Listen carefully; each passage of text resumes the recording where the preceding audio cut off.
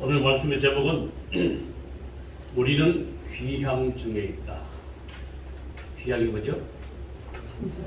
고향으로 돌아가는 것. 우리는 고향으로 돌아가는 전복에 서 있다. 이런 말씀입니다.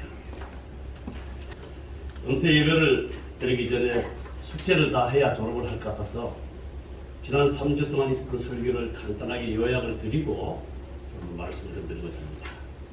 지난 3주 동안 우리는 세천사의 기별을 배우면서 남은 자손의 사명을 배웠습니다. 첫 번째 사명 기억하세요? 하나님의 율법을 회복해야 한다. 하나님의 율법이 다 부서지고 망가진 이 시대에, 마지막 시대에 사는 저희들은 우리의 사명이 하나님의 율법을 회복하는 것이다. 두 번째 사명은 하나님의 품성을 옹호하는 것이다.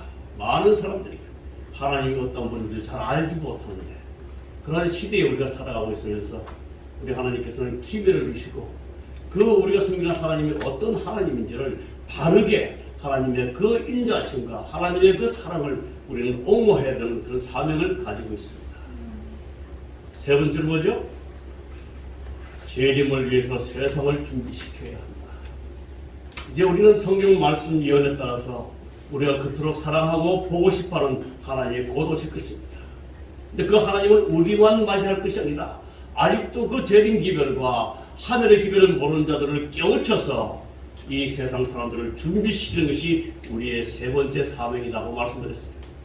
그러면서 계시록 14장 6절로 12절에 나오는 새 천사의 기별은 우리가 세상에 전해야 할 기별이다.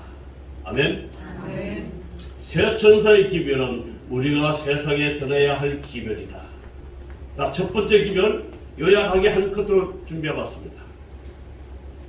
우리 다 같이 크게 한번 읽어볼까요? 시작. 그가 큰 음성으로 이르되 하나님을 두려워하며 그에게 영광을 돌리라.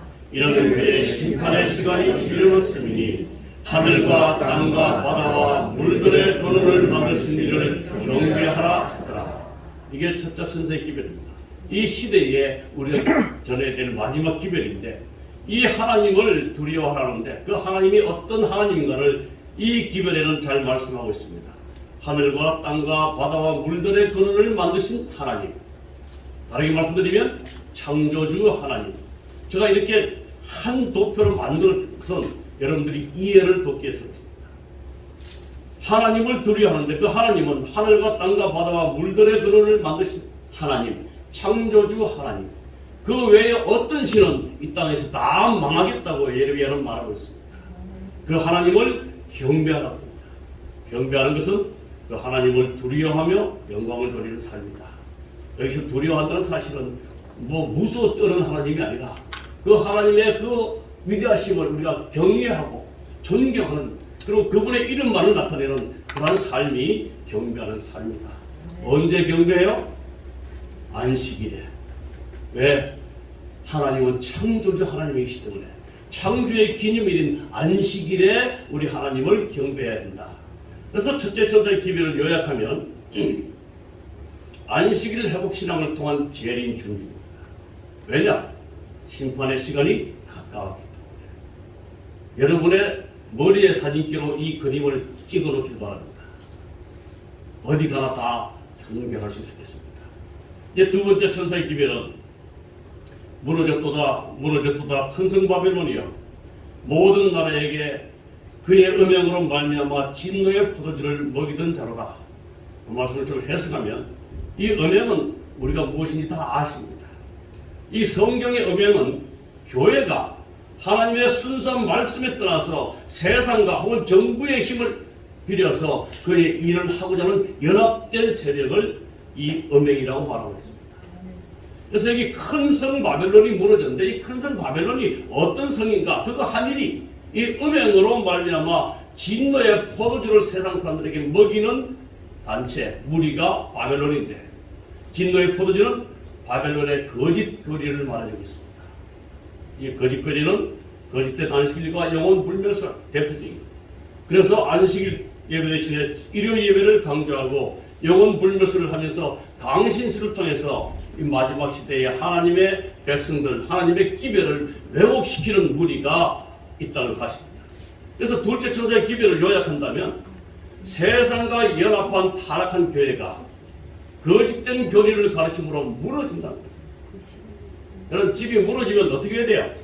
나와야 돼요. 그래서 거기서 나오라고 성경은 말해주고 있습니다. 이게 둘째 천사의 기별입니다. 이제 마지막 셋째 천사의 기별은 만일 누구든지 짐승과 그의 우상에게 경배하고 이마에나 손에 표를 받으면 누구든지 밤낮 쉼을 얻지 못하리라. 여기 짐승은 계시록 14장 바로 전에 나오는 13장과 다니엘 7장에 나오는 하나님을 대적하는 대적 단체가 짐승입니다. 그리고 그의 우상은 그와 연합한 배교한 개신교들을 말하고 있습니다. 그러면서 그 짐승과 우상에게 경배하고 이마에나 손에 표를 받는다. 이마는 생각이고 손은 행위입니다. 생각이나 행위로 그 조직을 따르거나 추종할 때 우리는 그 표를 받게 된다. 근데 많은 사람들이 이 짐승의 표에서 궁금증을 표합니다. 저게 뭘까? 영능력일까? 바코드일까? 그러나 짐승의 표는 그들 스스로가 말하는 대로 일요일은 권위의 표다. 안식일 준수의 변경이 그 사실의 증거이라고 표태별표에서 말하고 있습니다. 그러면서 안식일 준수를 대신하는 일요일 준수가 법으로 제정될 때 지금은 아직까지 은혜의 시간입니다. 일요일 준수를 대신하는 일요일 법령이 내려져서 강제를 온 국가의 권력으로 일요일에 모든 교회가 예배를 드리라고 법령이 내려질 때 이 일요일은 짐승의 표로 바뀔 것입니다. 그러면서 그 표를 받으면 누구든지 밤낮 쉼을 얻지 못한다. 그 결과입니다. 제가 이 말씀을 다시 한번 상고하면서 오늘 우리의 삶은 어떻습니까? 좀 신만합니까? 다들 죽을 지경이라고 그러죠. 뭐 때문에요? 바빴어요. 쉼을 얻지 못해서. 어쩌면 짐승의 표 이전에 우리의 삶 속에 짐승의 표가 이미 점령하고 있는지도 모르겠습니다. 제가 늘 자주 말씀드립니다. 너무 바쁘게 살지 말고 하나님을 원치 않아요. 사람은 바쁘게 살면서 우리가 하나님을 잊어버리고 하나님의 말씀도 기도도 전도도 하지 못하게 만드는 것이 사단의 전략이라는 사실을 기억하시고 그것이 이제 법적으로 공포되면 일요일 예배는 짐승의 표가 될 것입니다. 그러면 짐승의 표가 있다면 하나님의 표도 있을 것입니다. 우리가 하나님의 표는 성경 말씀을 통해서 안식임을 알고 있습니다. 그런데 진정한 하나님의 일을 받은 사람들이란 어떤 사람들일까? 첫 번째, 도장은 하나님의 소유된 백성을 표합니다. 두 번째, 하나님의 뜻을 순종하며 살아가는 사람들. 세 번째, 하나님의 품성을 드러내는 사람들. 이것이 하나님의 인맞은 사람들의 삶이라는 사실입니다. 그래서 짐승의 표는 일요일 예배입니다. 하나님의 표는 안식일을 통해서 성화된 예수를 순종하며 그분의 품성을 닮아가는 그 표는 하나님의 인이 될 것입니다. 제가 첫째 천사, 둘째 천사, 셋째 천사의 기별을 한 큐토리얼에 준비하면서 여러분에게 이해를 좀 돕고자 이렇게 준비했습니다. 아무쪼록 제가 이 말씀까지 해야지 이 교회에서 숙제가 맞을 것 같아서 하고 이제 은퇴 예배를 좀 드리려고 합니다. 마지막 우리의 사명을 잘 기억하실 뿐 아니라 실천하셔서 사랑하는 이 성소교회가 정말 앉을 자리가 없을 만큼 가득 영혼으로 넘치게 되기를 다시 한번 간절히 우리 성소교회 성도들에게 부탁을 드립니다. 네. 이제 말씀의 제목대로 우리는 귀향 중에 있다. 본문의 말씀은 히브리서 11장 16절입니다. 다 함께 읽어보시겠습니다. 시작. 저희가 더 나은 고향을 사모하니 곧 하늘에 있는 것이다. 히브리서 11장은 믿음의 노덕들의 삶이 쭉 되어 있습니다. 믿음으로 아브라함은, 믿음으로 에녹은, 믿음으로 누군 쭉 하면서 그들이 시대가 다르고 환경이 다 달랐지만 공통적인 점은 모두가 다 더 나은 본향, 하늘 본향을 사모하며 그리워하며 살았다는 것이 공통점입니다. 그러면 그들과 긴 세월의 차이가 난 오늘 우리도 하나님의 친백성이라면 하늘 본향을 사모하는 마음이 우리 속에 있어야 할 것입니다. 그러므로 지금 오늘 이 은퇴 예배를 통해서 우리는 어디에 처해 있든지 어느 시대에 살든지 우리가 가진 마음은 하늘 본향을 사모하며 하늘 가는 나그네의 정신으로 살아야 하는 것을 말씀드리고 싶습니다. 말씀을 이어서 하기 전에 찬양을 한 곡 들으시겠습니다.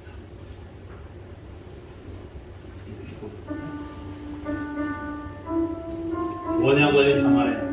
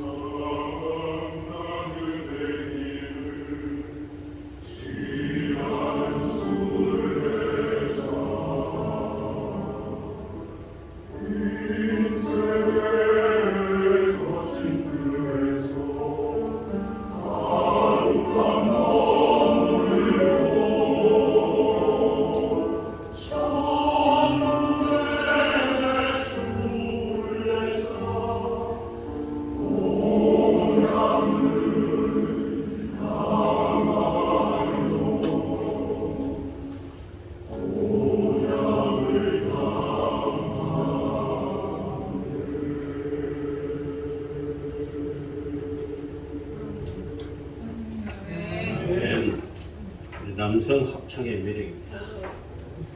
저도 합창을 한번 이걸 해봤는데 얼마나 좋던데요. 네. 여러분 이 그림 보시면 누가 생각이 납니까? 모세. 제가 연말에 목회자 협의회 가서 마지막 목사들 앞에서 대연대 설교를 했는데 잠깐 내용입니다.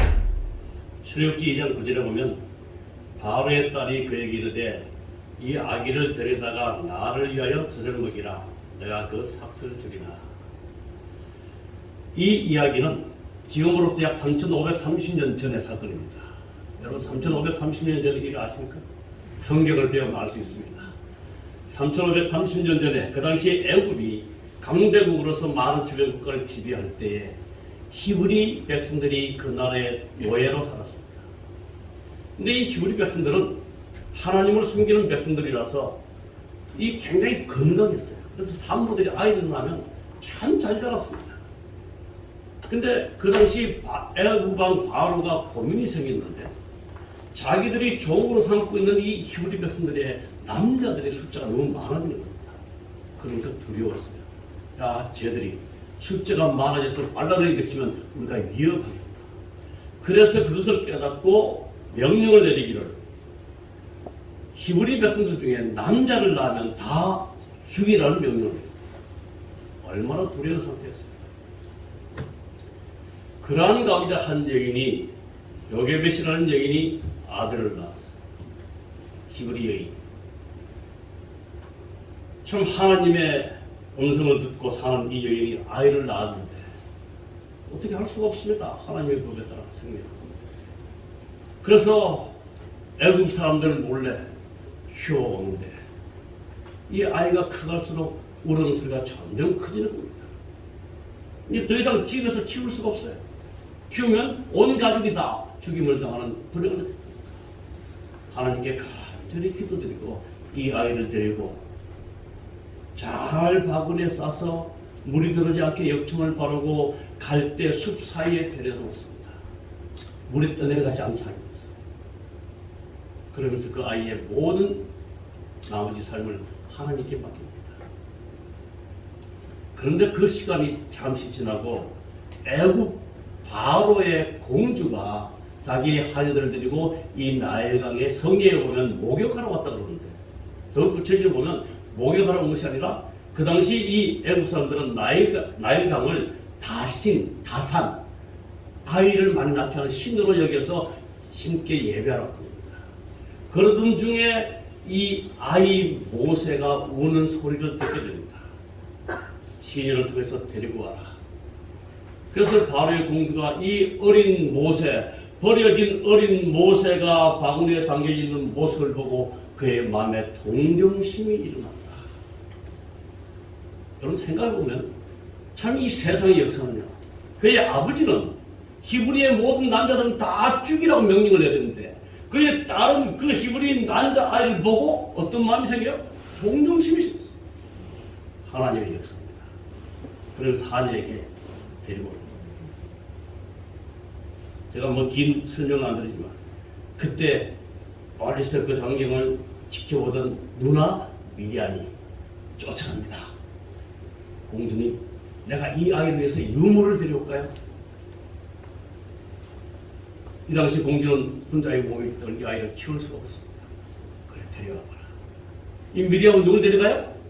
이 모세의 어머니 요게벳을 집에 가서 엄마 모세가 살았어. 데려갑니다.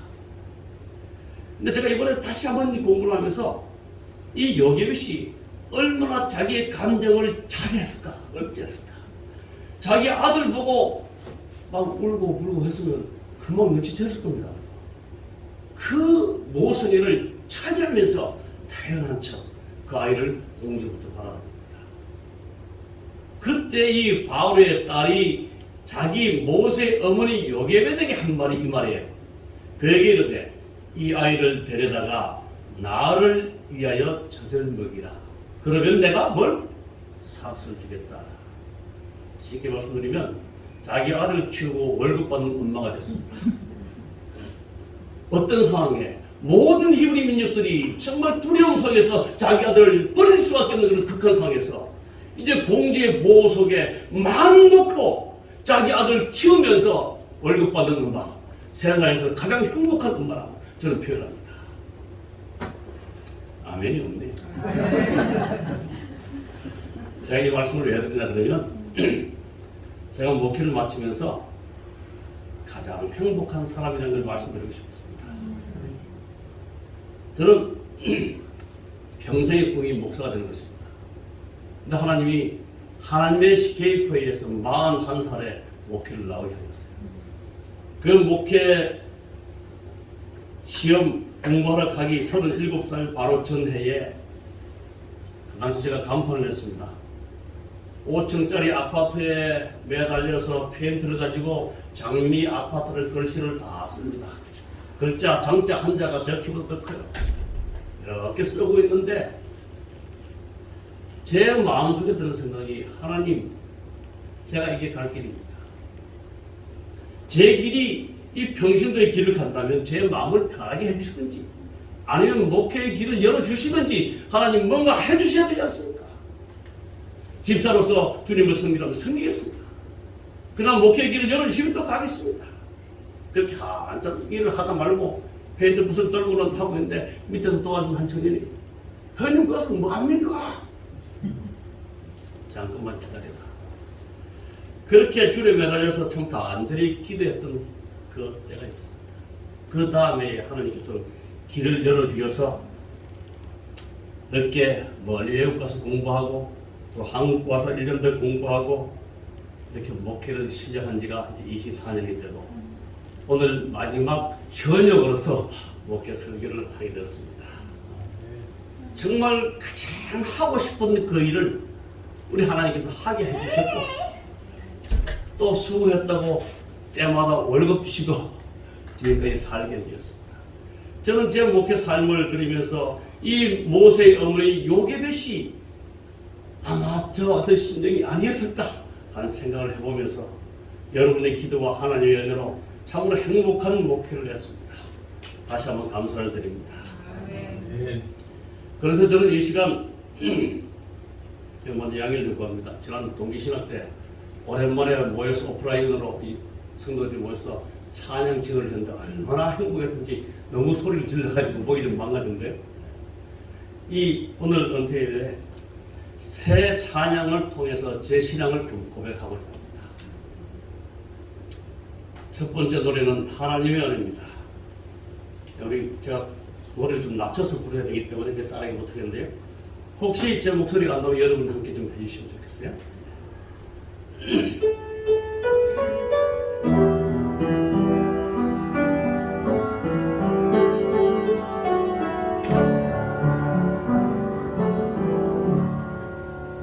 나를 지으신 이가 하나님, 나를 부르신 이가 하나님,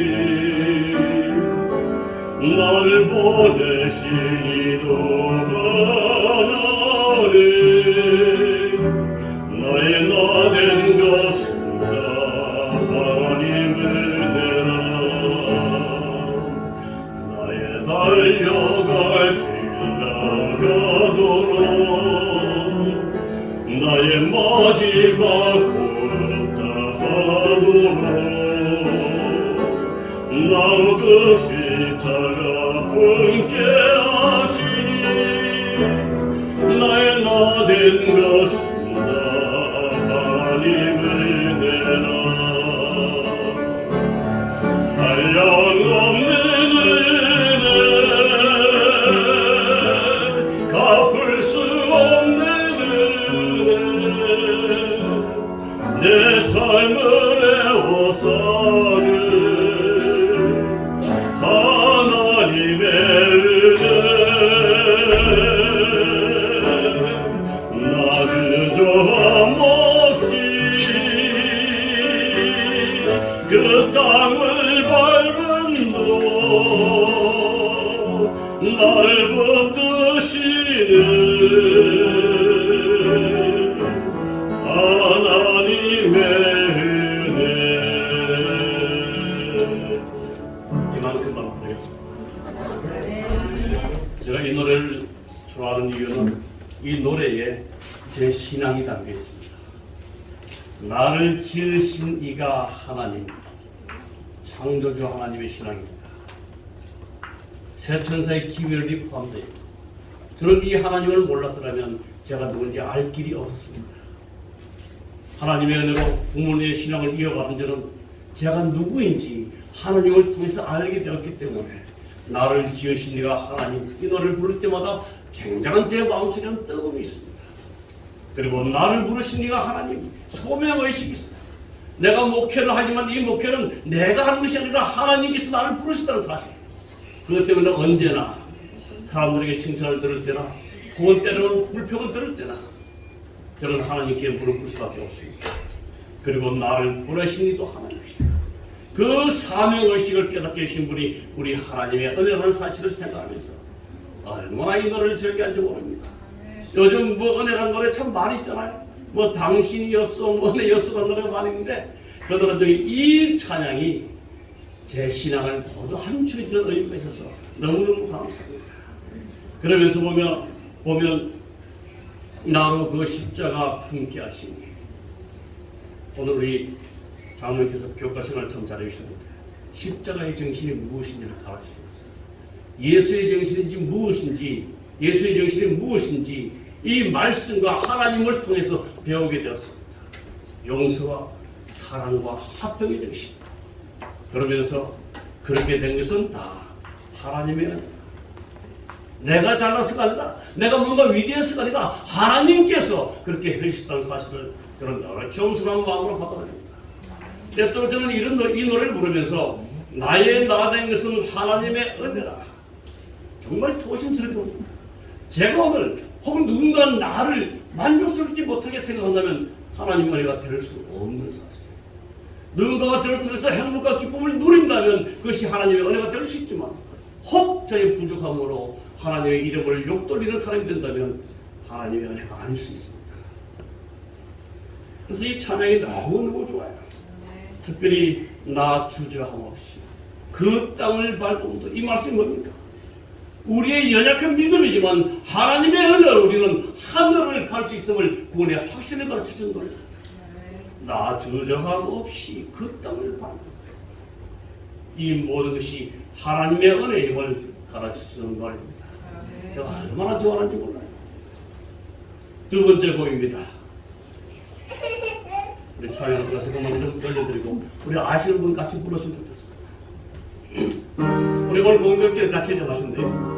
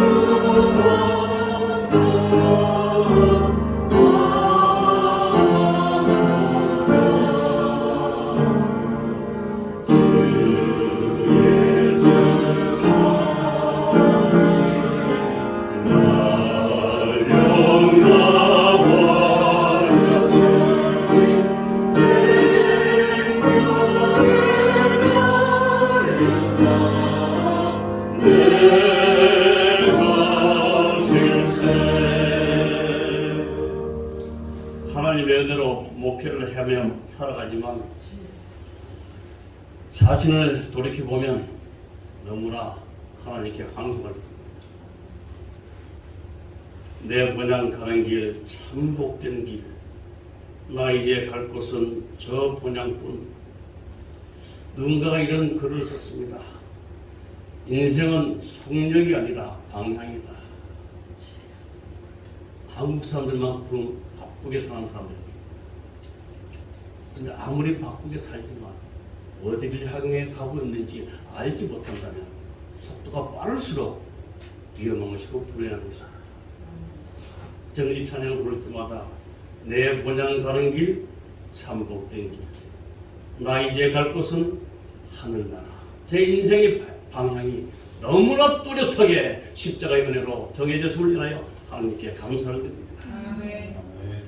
그러면서 때때로 제 어떤 연약한 인간적인 본성 때문에 제 삶을 살펴보면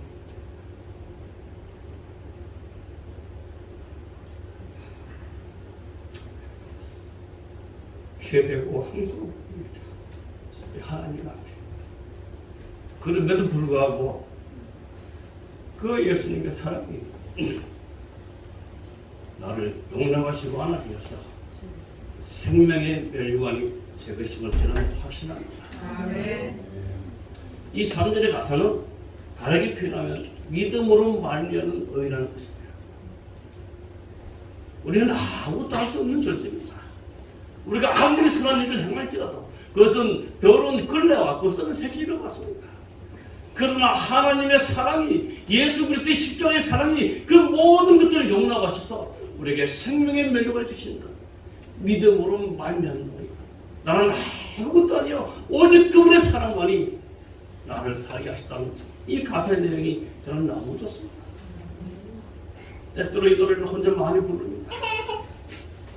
오늘 은퇴 예배 때문에 제가 눈물이 나는 게 아니라 이 찬양을 할 때마다 이 3절의 가사는 제 마음에 듭니다. 평생 행한 일, 목사지만 다 살펴봐도 죄되고 항소한 우리 하나님 앞에. 그런데도 불구하고 그 예수님의 넓은 사랑이 받아주십니다. 여러분 조사심판 두려워하지 말길 바랍니다. 우리의 구원을 확정짓는 심판, 온 우주 앞에서 저와 여러분이 죄 많은 죄인이었지만 하나님의 보혈로 용서받은 죄인, 그래서 하늘에 합당하게 갈 수 있다는 사실을 인정해주는 그 심판이 조사심판인 사실입니다. 오늘날 그 내용을 잘 몰라서 이것 때문에 불편해서 이것 때문에 뭔가 마음의 부담을 느껴서 떠나는 성도들을 바라볼 때 정말 마음이 아픕니다. 여러분, 주 예수 사랑이 우리를 다 용납함을 기억하시고 주님 앞에 매달리시기 바랍니다. 아멘. 그리하면 생명의 멸류관 저와 여러분이 될 것임을 우리에게 약속해 주셨습니다. 이제 제 믿음의 간증입니다. 주님 다시 오실 때까지 제가 또 한번 불러드리고 조금 더 제 신앙이 담긴 내용을 말씀드리겠습니다.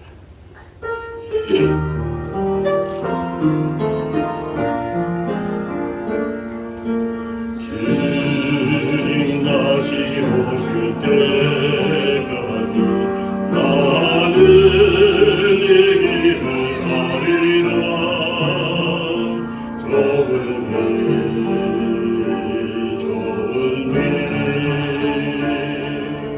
나의 십자가 지고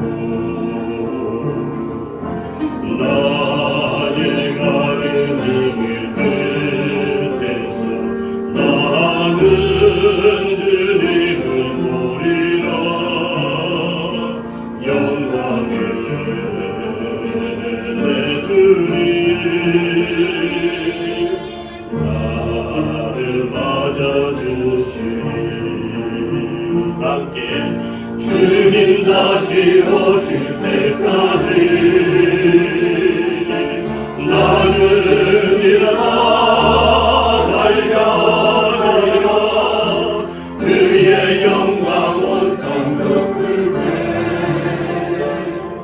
나는 일어나 노래하리.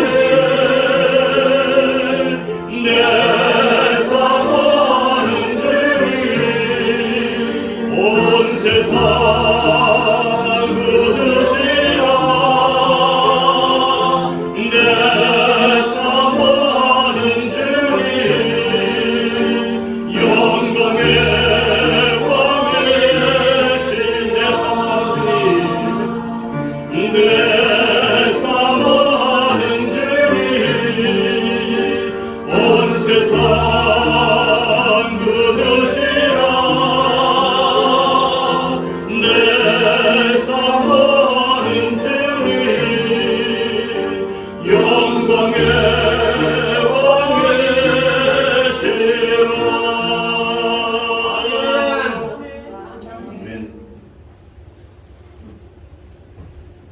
정말 적당하게 맞춰줘서 고맙습니다. 사랑하는 둘째 딸입니다.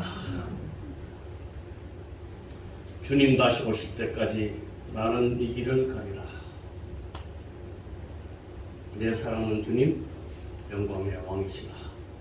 내 사랑하는 주님, 나의 아버지가 되심을 외치는 그 길을 저는 끝없이 달려갈 것입니다. 아멘. 나의 가는 얘기를 끝에서 나는 주님을 보리라. 우리 인생의 마지막은 장례사를 맞는 게 아닙니다. 우리 하나님의 백성들의 마지막은 우리 주님을 볼 것입니다, 여러분. 아멘. 아멘. 우리 주님께서 나를 맞이해 주실 것입니다.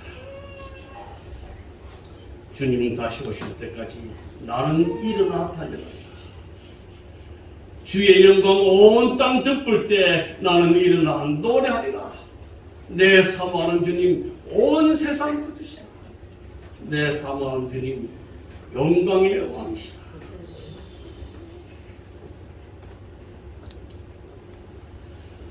저는 이렇게 고백하며 살기를 원합니다. 아멘. 주님께서 많이 부족한 저를 사랑해 주셔서 또다시 해야 할 일을 주셨습니다. 저는 오늘부로 배우 성서기에서 이제 마지막 설교를 하게 되고 3월 첫 안식일에 경북 지역의 의성교회 단밀교회에서 또한 설교를 시작하면서 제2의 인생의 막을 열 것입니다. 바라기는 지금까지 저를 위해서 기도해 주시는 많은 하늘 백성 성도 여러분, 끊임없이 저를 위해서 기도해 주시기 바랍니다. 저도 여러분을 위해서 열심히 기도드리겠습니다. 그리고 주님 오시는 마지막 그날에 이 땅에 우리의 맡겨진 사명 다 충실히 감당하시다가 혹 이 땅에서 우리가 다시 만날 수 없을지라도 하늘 유리 바닷가에서 오늘 이 자리에 참석한 모든 분들 다시 꼭 만나게 되기를 다시 한번 바라면서 여러분께 감사드리고 말씀을 드리겠습니다.